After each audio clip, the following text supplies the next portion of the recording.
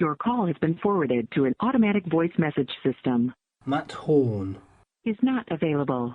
At the tone, please record your message. When you have finished recording, you may hang up or press 1 for more options.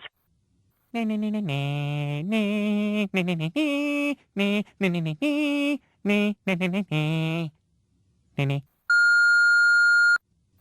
it's Dave Chapman, one of the puppeteers for BB-8 from Star Wars. Oh, yes. I was just calling to say you have to go and see The Rise of Skywalker. You may have seen some promotional activity around for this film. It's a Star Wars film. It's the last of the Skywalker saga. Obviously, you'll have an opinion about it. So, yeah, give me a call when you've seen it. Bye. On the line, we have Dave Chapman talking to us from... Where are you talking to us from, Dave? I'm talking to you from the south of England on the planet Earth.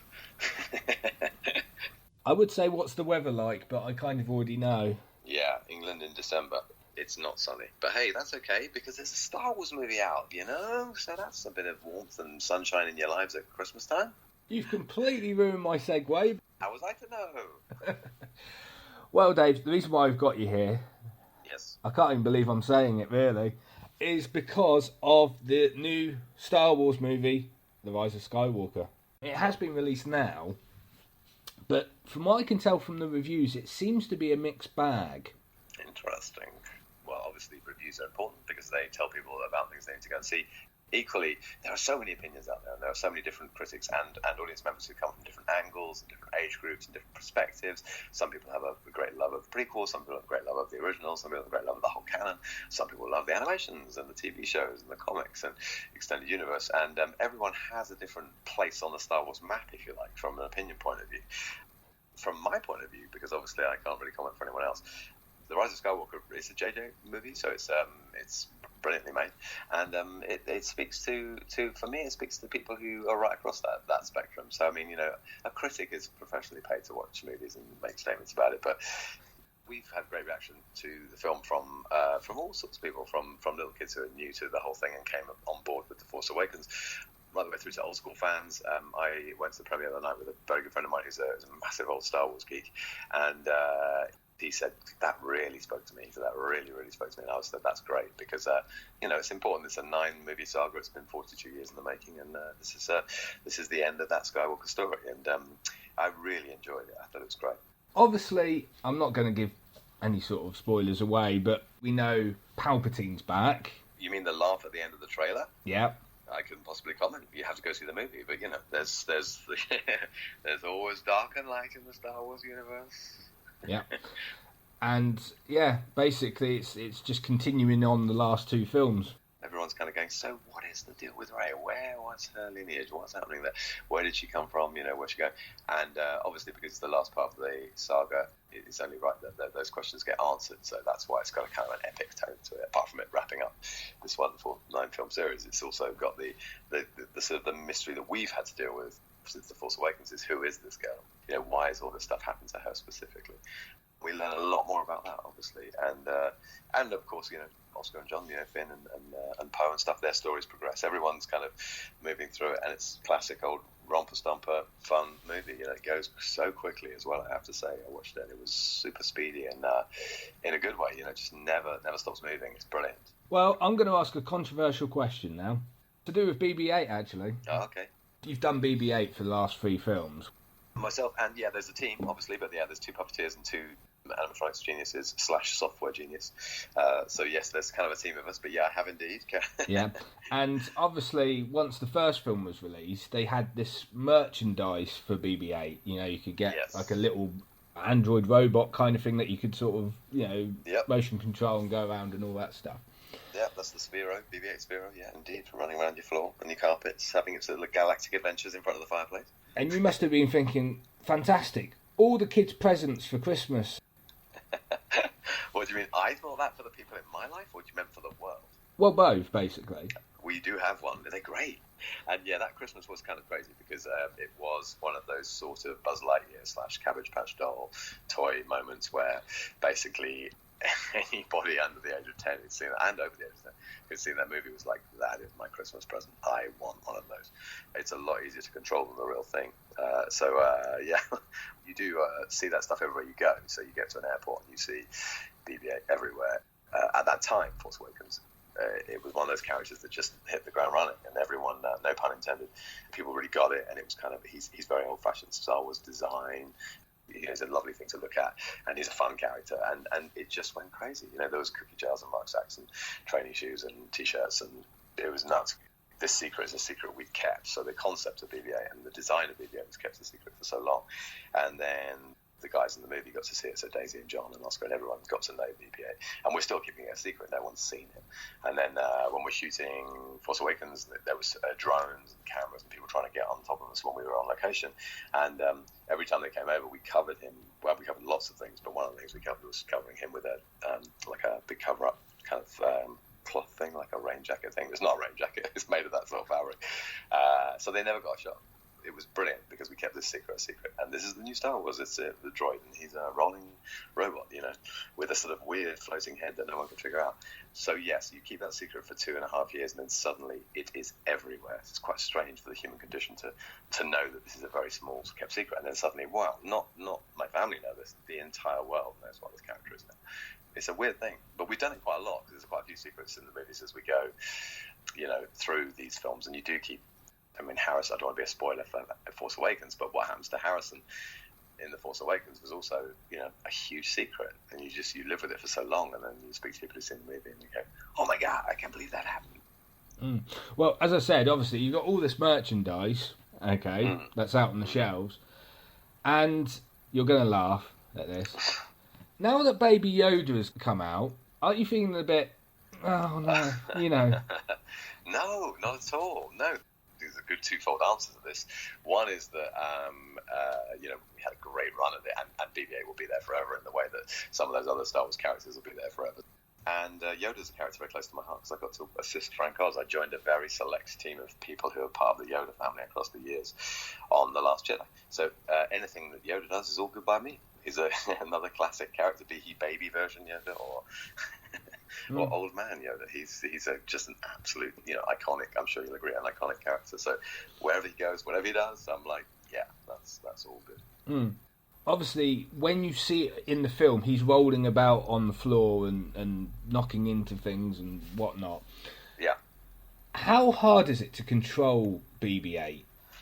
Well, it's easy to control him, so he never gets out of control. It does anything where you're like, whoa, what's he doing? It's just about the precision of where he's looking and what his thoughts are and how clean that can be.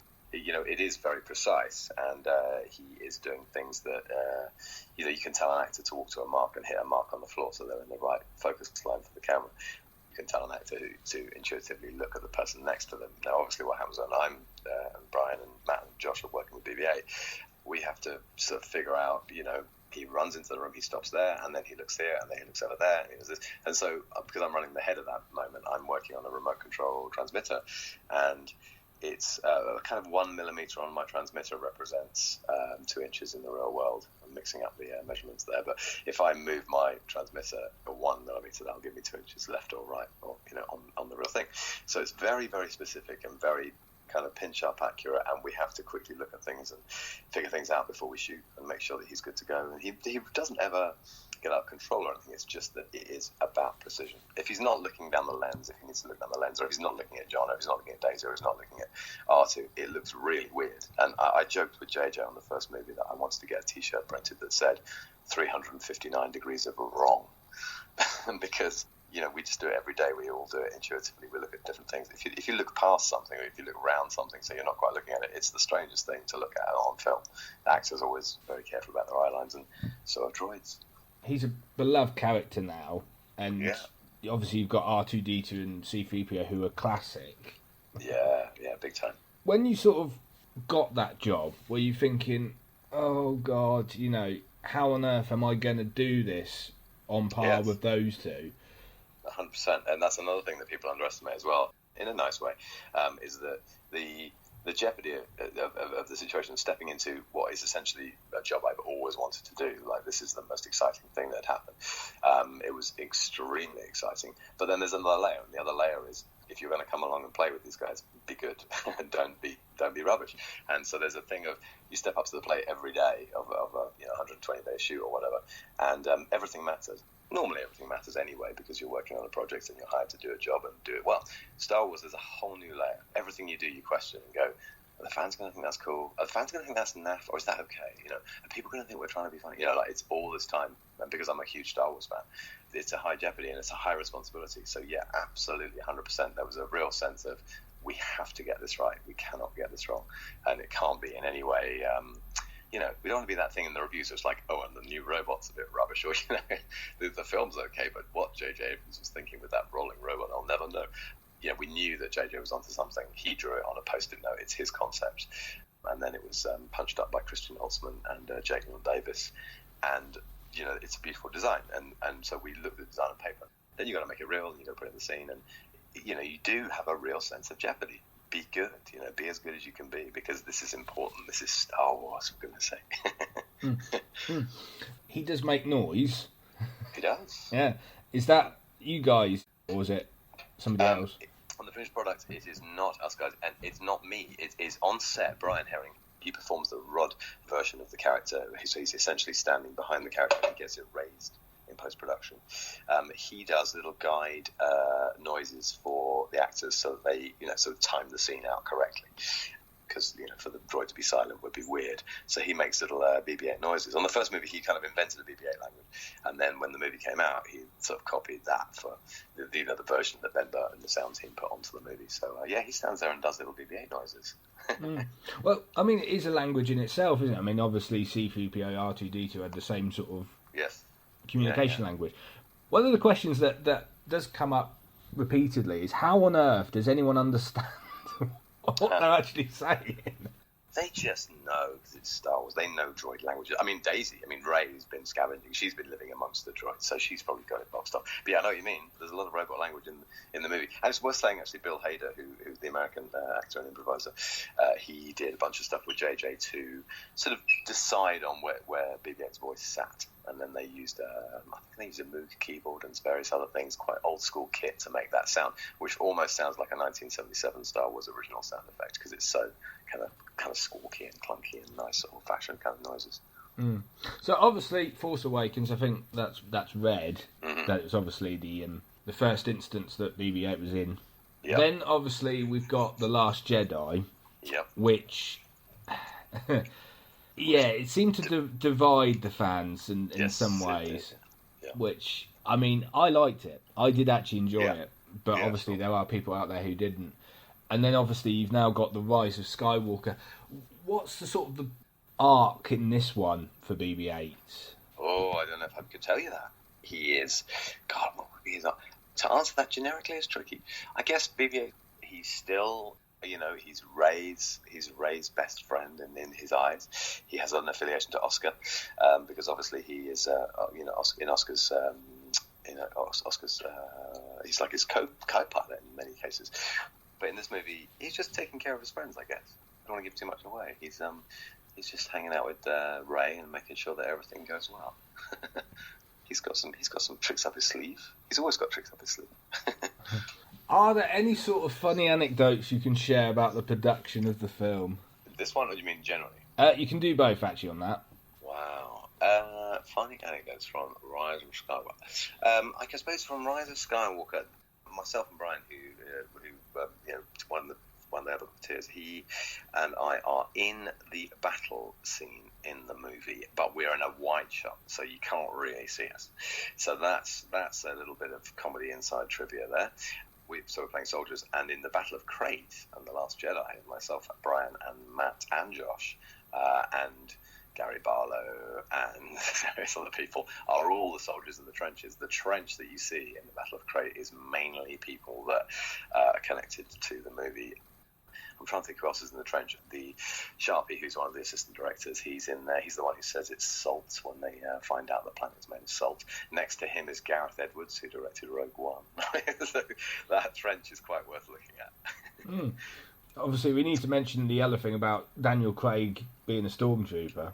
Oh, yeah, what a cool guy. He always wanted to be a stormtrooper when he was a kid. So that's hey, he was prepping for the Bond movie after Skyfall. I can't remember which one it was, but he was on the lot because obviously, James Bond has a very, very long-standing connection with Pinewood. So Daniel Craig was around, and obviously he knew Star Wars was on the lot as well.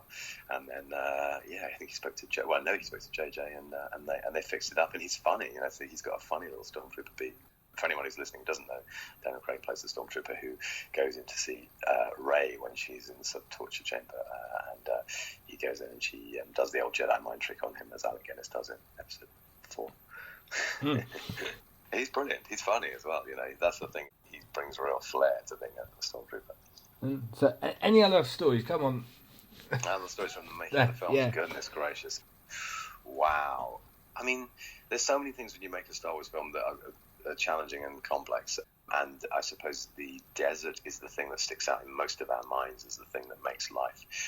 It's tricky to shoot in a desert, and goodness knows how they did it in Lawrence of Arabia before there were mobile phones and walkie-talkies and stuff. I mean, it's this sort of you go into the middle of nowhere and hope that everything goes well, and you have support teams and you have pit crews and stuff, but stuff like sand. I mean, for example, droids don't like sand, and BB-8 definitely doesn't like sand.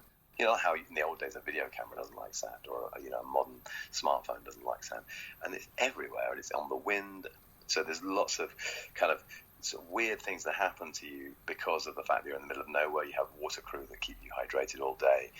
On the first movie, it was about 50 in the shade. It was crazy hot, and you just sort of hope that everything goes well. But I suppose it's this strange thing of you rock up in the middle of nowhere, and suddenly, because the locations team have been there before you, everything is set. So you drive for miles and miles and miles, desert, nothing, and then suddenly, blam, there's catering for 600 people, and there's workshops that we all move into, and there is bathrooms and all the camera support kit, all the vehicles you need, and buggies, and there's roads put into the desert that are temporary roads that then get removed, and then the desert gets put back to exactly as it was before you arrived, because most of the places we shoot are World Heritage sites that places of interesting beauty. So there's something, I mean, it's not particularly funny, but it's the weirdest thing in the world when again you realize the scale of what you need to do to get the shots that are as exciting and as engaging as the stuff that is in the desert footage of these movies.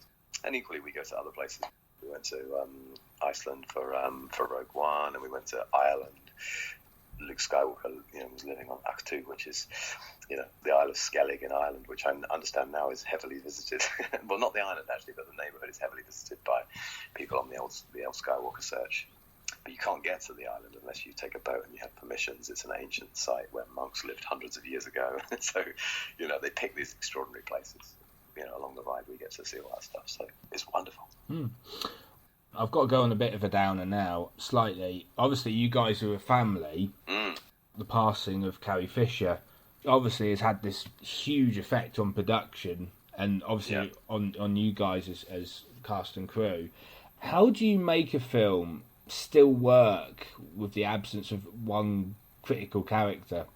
The answer is most definitely in the movie. I'm sure you're aware that the stuff that Carrie had shot for previous movies, and not for any other reason than, whenever you make a film, lots of stuff ends up on the cutting room floor, not because of its quality, but because of time. So you can't include everything you want because, films get very, very long. So it's not stuff like, oh, that's off the cutting room floor. It's just scenes that they didn't use in the end. And, it's an incredible feat of smoke and mirrors by Roger Guy and his team and the ILM guys, who have not used any digitally generated Carrie. Everything, you see is a real Carrie. And so that's another step, because I think other people have done digitally generated versions of actors who have passed away and that sort of thing.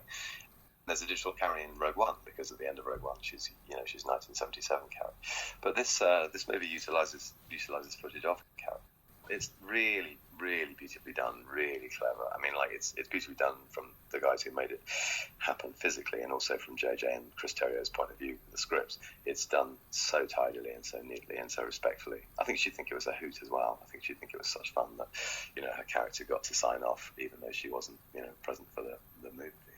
Okay, you're going to have to tell me, which of the original cast have you met? From 1977.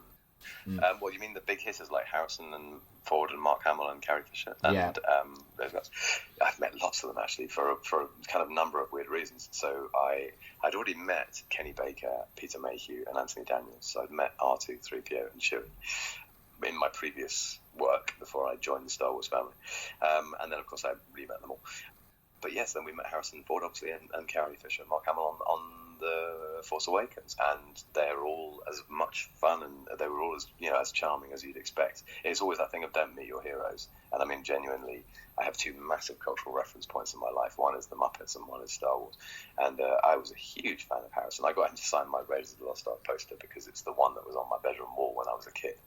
I took it in and said, hey. It was amazing because they're all so charming. They've been friends all over the years as well, so they're pretty close because they were friends when they were very young, and they've gone through the industry and they've kind of met on various Star Wars things over the years, and they've been associated with each other a long time, so they're very, very close. It's cool because you go, wow, they actually are friends. They are nice and they are friends and they're cool. And then Mark he's like me. Mark Hamill as everyone knows, is a huge, great comic book geek and a great fan of silent comedy and old movies and stuff. He's brilliant. So there's so much fun to be had with all of them. And as you know, Carrie was incredibly erudite, funny, great writer and great raconteur. And Harrison is Harrison. He just sits out there in legendary Harrison world. He's everything you want him to be and more. He's so specifically him, and it's wonderful. It was just great. A great honor to work alongside those guys because they're just legends. I was 5 in 1977. They were my guys, Bit of a personal one here, right? Yes. Do I have to answer, or can I go? No, I don't want to answer. Yes, you can, but you won't want to. Okay. Did you fangirl out? Did I fangirl out? That is a good question, and I have been asked it a few times. Walking up the ramp to the Millennium Falcon is a weird thing to go through. So that is something which everyone went, yeah, when I walked up there, it suddenly hit me. Because it's a real environment, so it's not got a wall missing, it's not got a fourth wall missing like in most movie sets. It is a real environment, so when you go up the ramp, you're on the Falcon. And that hit quite a lot of people. Kevin Smith burst into tears. Some of the guys came up from the original movie, Norman Reynolds and Robert Watts, Gary Kurtz, producer and production designers and stuff, they all got very tearful. It's a weird thing. I suppose it'd be like boxers like running up the steps that Sylvester Stallone runs up during the Rocky montage. It's just that thing of you just go, right, we're definitely in Star Wars now. Funny enough, when we made the movie, we were so worried about the nerves surrounding this massive project. We pretended, myself and Brian pretended we were not doing Star Wars. And The Force Awakens was chronologically shot. So where it starts in the desert, that's where we started.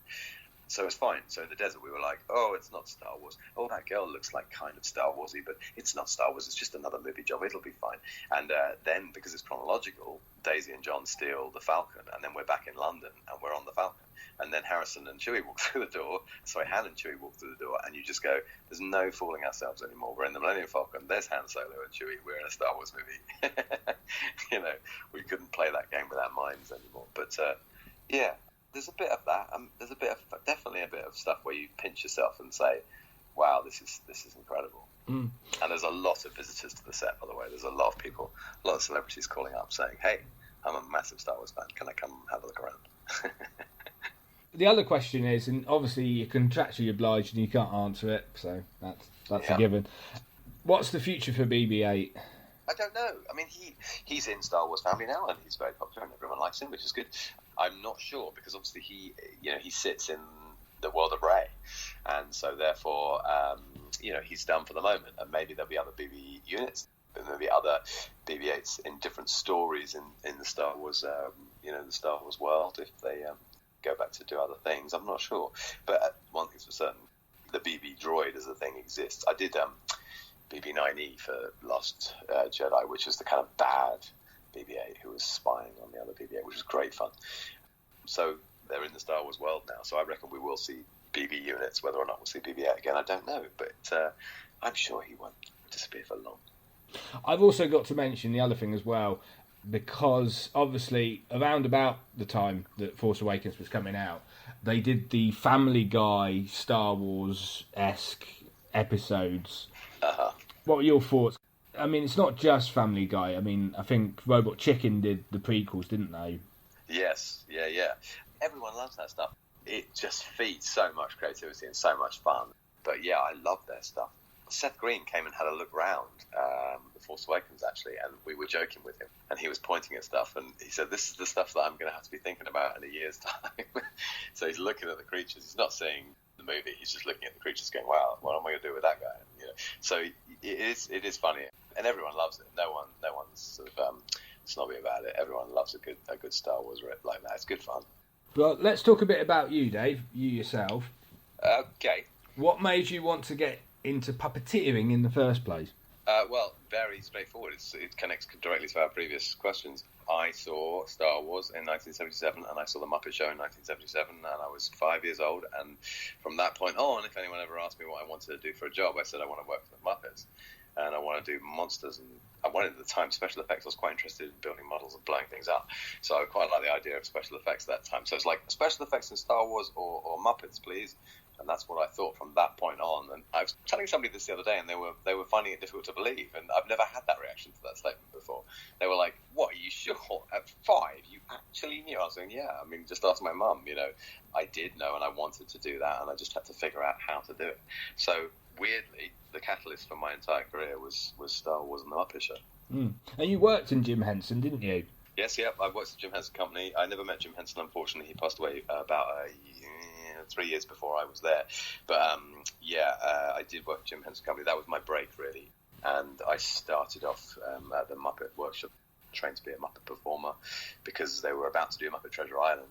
So they needed some background performers and stuff. So that's where I got my start. And again, that was another amazing thing from my point of view. If you told 11-year-old Dave that he'd be doing that, then his mind would have exploded. And then same a few years later, if you said to 11-year-old Dave, you'll be working on Star Wars, that also would have exploded in my mind. But it was something I always wanted to do. So, you know, I think it sounds terribly cheesy, but if you want to do something, and if it's definitely something you believe you can do, then, you know, go and find it, sniff it out, call people, email people, you know, discuss, you know, learn, read, absorb, keep moving forward, because so many people give up on that stuff, and you know, if you really want it, you can do whatever you like. Now, I'm going to share something with you, Dave. Yes. I had my head buried under my legs last night. Why? A bit like BB-8, actually, in some respects. Because, obviously, I know you do Star Wars, which is fine. Yes. You've done Jim Henson. Yes. Now, I'm 31. Right generation for a small live television-based Aardvark character. Yes. Now, obviously, I looked through your IMDb, and I literally, as soon as I saw it, I went, no, he can't be. Surely, there's no way on earth that this man, Dave Chapman, is Otis the Aardvark. Yes. It's crazy. I was 21 when I started, so I was very young when I started doing Otis, and I think everyone assumes, even when I was doing Otis, I'd turn up at a TV show and they'd go, "Oh, we thought you'd be like an older guy with long hair or a beard or something." But yeah, I was 21, so I was very young when I did Otis, and he was just great fun. There's nothing like live TV for, you know, flexing your improvisational muscles and having fun and being reactive and doing goofy stuff you really can't do in a tape studio, because, you know, it's just a different discipline being on live. You have a specific amount of minutage that you need to fill, and you need to make it engaging and funny. And back in the day when we did it, we had editors and we had producers, but they were very, very freeing and kind and helpful, and they let us do more or less what we wanted to do and just kept us on the editorial remit. But essentially, we just mucked about. We had a great time. It was a crazy job to do when you're that age as well, because I made friends that I still have now, and we all still stay in touch and stuff. But there's just something very, very fun and immediate about live television. So you were watching, like, don't tell me what age you were, because it made me feel old, but you were watching as like a teenager or a 10-year-old or something? Yeah, I was literally 10 when this was going on. And did you think Otis was funny? I was talking to someone the other day about the 90s, and we were talking about all the things we remember from the 90s. So you were talking sort of CBBC, which is where Otis was predominantly. Yeah. Live and Kicking. Live and Kicking was on, yeah, absolutely. Saturday morning, Zoe and Jamie. Dick and Dom, which obviously... Yeah, well, yeah, I ended up in that as well. That's another 3 years of my life. Yeah. Doing their lovely next-door neighbour's cat, who was a very miserable cat, and went around the country going to sort of British seaside towns and giving them sort of travelogue reviews. That was great fun as well, another crazy job. But yeah, Saturday morning, I've done a lot of Saturday mornings, weirdly. I've got to ask the question, Dave. Yes. Are you the voice? Yeah, I am, yeah. Does that freak you out? It is, if you do it now. Yeah, okay, I will. it's difficult to jump into all these years on, but he's kind of like this. oh, Mr. Horn. Oh, it's very nice to meet you. Here we are on the internet radio. No, what are we? I don't even know. Are we being streamed? Ooh, do not stream me. There you go. That's how Otis talks. You remember how you said you walked onto the Millennium Falcon, you fangirled out? That's because I said your name in Otis's voice all these years later. Now you're a grown-up. Yeah, he was great fun. I've heard rumours about this, and I'm not quite sure. But it's worth asking, Dave, do you still have the puppet? Because I don't think you do. I have sort of large parts of the last Otis I had. I've got the majority of it. I use one a year. It sounds crazy, but they get tired out. I use them every single day except Sundays for 5 years. So every year you get a new one built. Great fan fact. You're going to like this. No one knows this in the whole wide world because I've never done an interview where people know the stuff you know married up with the stuff to do with the Star Wars thing. There's a character in Star Wars called Nine Num, who is a co-pilot to Lando in Return of the Jedi, and he also turns up in the movies we've been doing recently. And his performer, Mike Quinn, built Otis the Aardvark for me. Go figure. There's a little Star Wars stitch back right there. Well, I'm looking on Wikipedia and I can't trust it, okay? Right. Okay. What's it saying? It says, in a 2009 interview, BBC presenter Kirsten O'Brien revealed that she has the Otis the Aardvark puppet and once used it unsuccessfully to impress a date. That's correct. That's absolutely true. So she has one. So she has like number 4. I had number 5. Number 3 was in exhibition work for a while, but it disintegrated because the foam dries out over the years. And we're talking about something that, it's 20 years ago or whatever, longer. So, yeah, that's true. Kirsten has one. Definitely still has one. I've seen her in the last couple of months, and she still has an Otis in her life. But, yeah, there are bits of him around. And it's weird as well, by the way. When you're working, you get runners come up to you and, young producers, like people your age, who go, hi, Dave, somebody told me that, is it true that you were, and then you go, yes, and then they go, did you do the voice? That same question. Did you do the voice? I go, yeah, and they go, how did you, and then you do the voice, and they freak out. And then I have the horrible thing like I did with you, saying, how old were you? And they go, I was 7, I was 8, I was 10. But yeah, it's funny, it stays with you forever, and it's because it predates digital television, and, streamable and all that stuff. When we were kids, there was only 4 channels to watch, right? Unless you were super rich and had Sky. We'd get 6.5 million. I mean, that's the weirdest thing that people always forget, is that you don't get 6.5 million in children's programming anymore because there's so much choice. And you can watch streaming and you can watch a show you recorded last night and you can do whatever you want. Whereas back in the days, it was like, are you a CITV kid or are you a CBBC kid?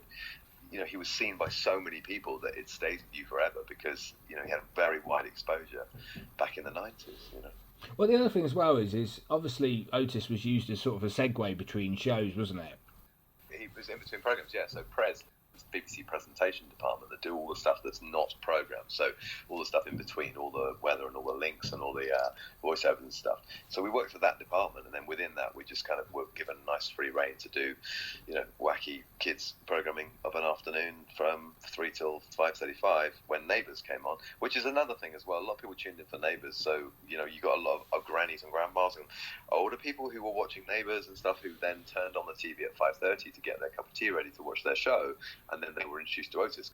So again, huge reach. I used to get letters from pensioners all the time, and there was a lovely lady. She was going on cruises around the world, and she sent Otis a postcard from every country she visited. It's a wonderful time for media right now, but equally back then it was huge reach.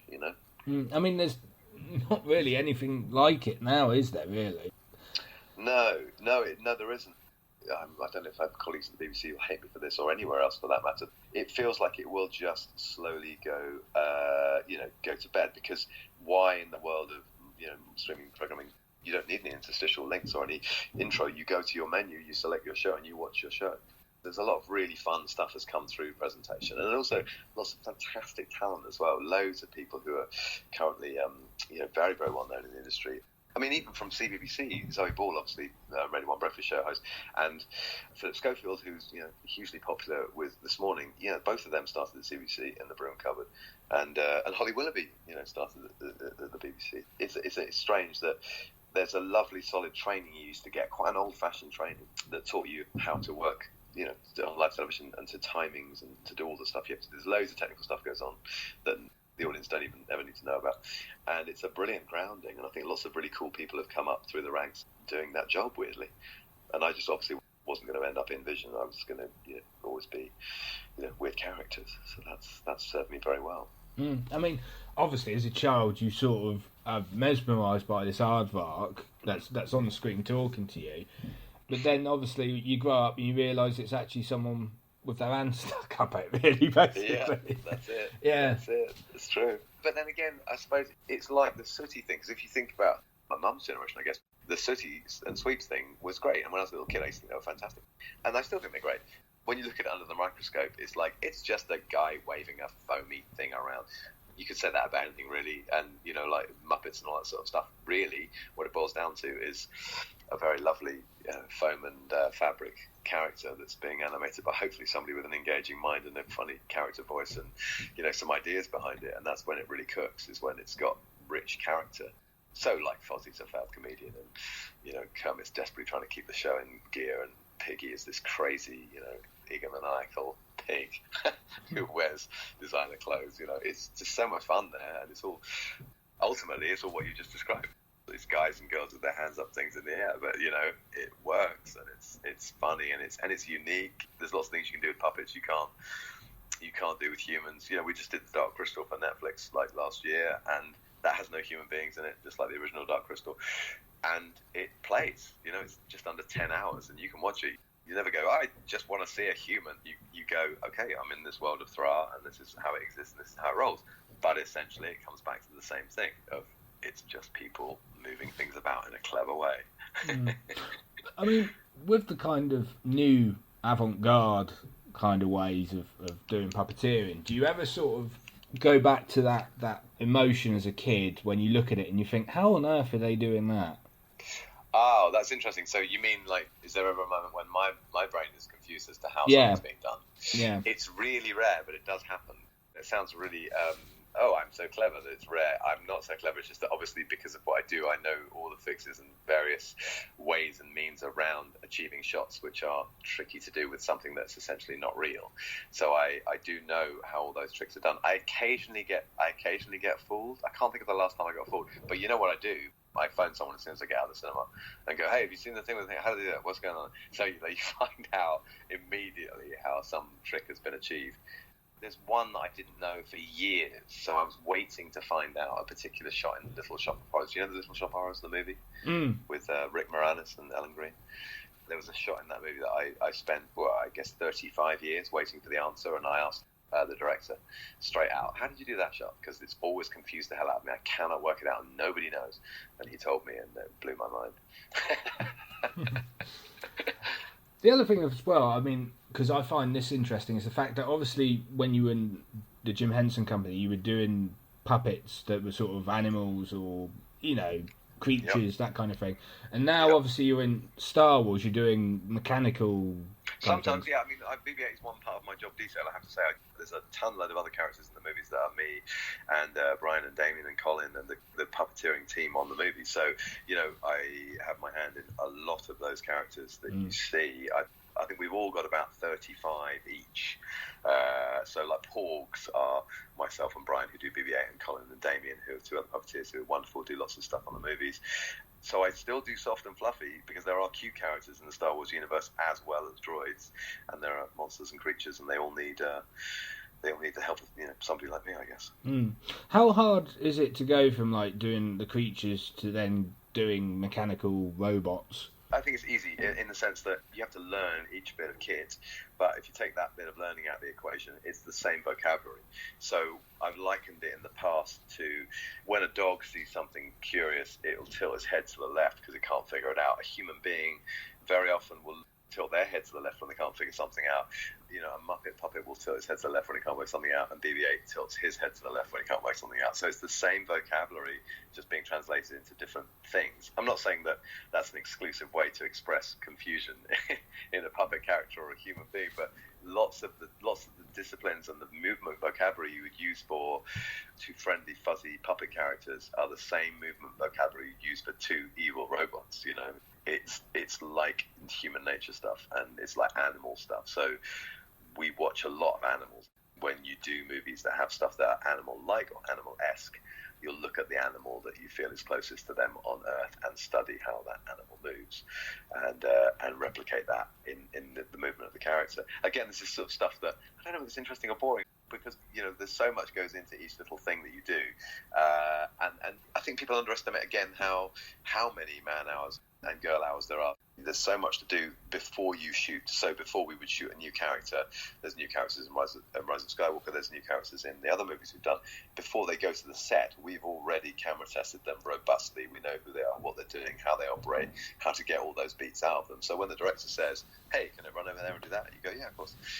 You can't be wasting shoot time by going, oh, we'll just figure that out. By the time you've got to the stage, you know everything you can do with that character. BB-8 is a good example. Myself and Brian spent 12 days on a soundstage on our own before we did the movie. And those 12 days were, okay, this is the piece of kit, make it engaging, see what you can get out of it, and that's where we learned those beats. And then that was kind of it. We've learned a few new things along the way, but we did pretty much all our learning with him before we shot the movie. Well, the other thing as well is obviously there are characters which, I mean, Elmo's a great example of this, I think, whereby they'll have the Elmo puppet on them, but then they're speaking to Elmo, and Elmo's speaking back to them, even though it is them doing it. Yeah. So what were you going to ask about that? Because that's a very interesting world when the character is stood next to the puppeteer. Well, the question is how on earth do you sort of get into that mindset that you're having a conversation with yourself, essentially? Yeah. It's very rare that I do it, funnily enough. When kids come in and meet the puppet character, very often, if you're doing puppet shows, this is aside from Star Wars, when you're doing some soft, fluffy puppet stuff, and like I was doing Otis, lots of people would say, oh, the kids are going to come in. Do you want us to cover you with a black sheet? And you go, why? Or do you want to hide behind the table? And the point is what adults have forgotten is the kids don't care. So kids do not care about the man who appears to be somehow making this thing work, because the man is not interesting. It's just a man. Whereas the talking aardvark or the funny monster or the giant hamster or whatever you're doing is so much more interesting. So they don't care. They do acknowledge you. Like, kids always glance at you and go, okay, that guy's doing it. But then they won't freak out. They never ever question it. So yeah, if you talk to yourself as a joke along the way, then it's easy. I think it's easy. It's just like second nature, because you just immerse yourself in the character for that time. I mean, ventriloquists are the ones you really want to ask that question to, because they're amazing, because they're presenting two very distinctly different characters right there in front of you, and you can't see their lips move. That's insane for me. That's like puppet madness, but it's very clever. Well, I mean, the other question I did have, which is a bit controversial, I suppose, if you're a puppeteer, is obviously nowadays they do have the option of doing everything in mocap. Yeah. So they can change people's faces, and Avatar's a great example of this. It's not puppets, it's mocap and digital and CGI. When you look at stuff like that, the first question is do you ever feel that they've sort of overdone it in terms of the CGI when they could have used the puppeteer to do it? And secondly, do you sort of get a bit scared when you see all these new films coming out with proper CGI and proper mocap technology being used, and you're thinking, oh, in like 20, 30 years, this might be a bit of a niche thing, if that makes sense? Yeah, no, it does. I mean, the first point, whatever effect you have to achieve as a filmmaker, whatever way you have, whatever ways you have open to you, and whichever methodology you choose, that's all good, and everyone's getting great results. There's so much great stuff out there based on the fact that technology has advanced so much that you can achieve so many things. But I don't get scared about, sort of us being gazumped or usurped or overtaken by those guys. I was 20 years ago when digital stuff was really advancing very, very quickly, and I thought, well, why would they ever need us? But we work hand in hand very closely with all those guys now. So there's a brilliant thing goes on with digital augmentation. So we will, from the very outset, from storyboard time, be saying, right, can you guys take over there and just do that connective? And they'll say, yeah, as long as you give us a thing of the close-up of the thing with the thing that you say you can do live. And there's an interchange that goes on. So again, it's very smoke and mirrorsy. I mean, BB-8 is an example. Brian's there a lot behind the character. There's lots of different versions of BB-8. One of them is the rod puppet with Brian stood right behind it, and he is removed digitally. So we wouldn't have been able to do that in the old days. You'd have to have thought of another way around it. So it is hand in hand. there'll be puppet stuff where there's a character, and in the cut they might look like they're not looking as sad as they could because perhaps that day something didn't work on their eyebrows or their eyes weren't wrinkling or whatever. And with the digital guys, they can go in and fix that and help us out. And so, everything has digital avatars, so everything we do is scanned. So there's always the option for them to place the character in a shot that you didn't shoot. But it very rarely happens, I have to say, because directors like to see it on the day in the world being real. And again, audience members, you can tell. You cannot fool an audience as far as, is this thing really there? Oh, she just touched it. It must be. There was an interesting thing. Brian banged into some crates on The Force Awakens, and at the end of that take, he said to JJ, "I'm sorry, I banged into the crates," and it all wobbled. And JJ said, "No, when we do it next time, bang into the crates." And Brian was like, "Why?" He said, "Because it proves you're there, and it proves we didn't put you in afterwards, and it looks real and earthy." Genuinely, it's not kind of like a feel-good answer. It's a genuine answer. We all work together, and people like the digital artists at ILM are stunning, and the guys who head all that stuff up are the top of the game. So I'm happy to see it all out there, really, and a mix of everything is cool because then we all get to stay working and creating these insane illusions. Well, I was going to go on about the Black Hole, which I think is one of my favourite Disney movies, actually. Oh, I love the Black Hole. You mean the original Black? Yes, it was 1980, or was it 1981? I mean, I don't know whether I'm speaking out of turn, but certainly many of my colleagues are also big fans of the Black Hole. So it doesn't have a kind of a kitsch or naff value. We like it for what it is, for real. It's great. And before they remade Tron, everyone loved Tron as well. And, we still love Tron, but it's just that we were like, well, what if they're ever going to make that again? Again, that's what we were all raised on as well. So all those reference points. I just saw a 4K restoration of Gremlins the other night. The Joe Dante Gremlins that Steven Spielberg and Kathleen Kennedy produced. And it's brilliant, and you sort of go, we were so lucky in the 80s that every month or two an amazing film came out, and it was just a weird boom time, and the huge influences on what we all do, and all the guys at Star Wars, the concept artists, Ivan and Martin and Louis and oh god, I've got to get all the names, James and Luke, they design all this stuff, and they are also the same sort of generation. They were raised on all that wonderful 80s movie and cartoon stuff, and there's so much stuff out there. There's a wealth of cool stuff. I can't remember where I started now. I've gone off on one. It was just about the 80s and good movies. Why are we talking about that? Well, I mean, obviously I need to mention this. I wasn't horrified when I heard it, but I still have to mention it because now that you said that you're a fan of Black Hole, I kind of have to do it. Disney are thinking of remaking it. I thought I'd heard something about that. Yes, and what are you going to say? My question is obviously because there were two robots in the Black Hole. You know where I'm going with this, don't you? Yeah, goodness, yeah, I'd be there definitely. I have a feeling that, it depends what they make it. But yeah, always up for that. Yeah, goodness gracious. Yeah. But anything to do with all that stuff, I'm a huge fan of it.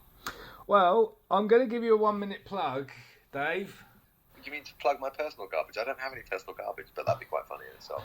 I'm going to give you a 1 minute plug to plug, obviously, The Rise of Skywalker and anything you've got coming up. However, yes, there is a little bit of a thing for it. You've got to do it in the voice of Otis the Aardvark. I can, but equally, what about, can I do somebody else as well? Yes, you can. Oh, God, Otis is such a stretch, man. It's such a stretch. Vocally, it's such a leap. Okay, so I'm literally talking about Rise of Skywalker. Do you know what I'm worried about? I'm worried about promoting Rise of Skywalker in the voice of a character that doesn't belong to Disney canon. That is my fear that I'm going through right now. I could do it in the voice of Alec Guinness if you want. Yeah, do it in the voice of Alec Guinness. You must go and see The Rise of Skywalker at the cinema this Christmas. I guarantee you would be very, very engaged by it. Wonderful story. It started with George Lucas in the 1970s and still as popular today as it was then. And of course, the wonderful thing about The Rise of Skywalker is you get to see the end of the Skywalker saga, for which I was, of course, present at the very beginning. But you can see how the story ends, and that's a very lovely and charming thing to do with your Christmas. May the Force be with you. That was Alec Guinness, literally promoting The Rise of Skywalker in my front room. Down the line to you, unbelievably, Matt Horn. I can't believe he walked in here and did that, and now he's disappeared like the Jedi Knight that he is. In the first film, in The Force Awakens, they got Alec Guinness's voice. Yes. Yeah, he says, Ray. Yeah, it's great. Isn't that great? Yeah. And that's from a word he's saying, and I don't know which word it is, because I dug down into this because I'm a Star Wars geek. I asked the sound guys, what was going on with that, and they said it's taken from a word of the original audio recording, either rushes or off the movie itself, which has got the sound ray in the middle of it, like the word grave has the word ray in the middle of it. So, yeah, they just snipped that out. Fitted perfectly. Did you notice it when you saw the movie? I think everyone noticed it. Well, no, I had some friends who didn't. I was like, what do you mean you didn't know? That was amazing.